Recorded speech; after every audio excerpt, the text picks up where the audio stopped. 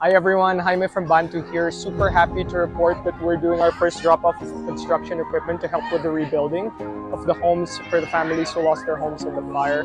We're super thankful to all of our donors and just want to say we're still accepting more donations of construction equipment, of steel bars, of cement, of hollow blocks, and anything people want to give to help with the rebuilding efforts. We'd be super grateful. Thank you so much, and please enjoy some of the images of our students helping out with the reconstruction.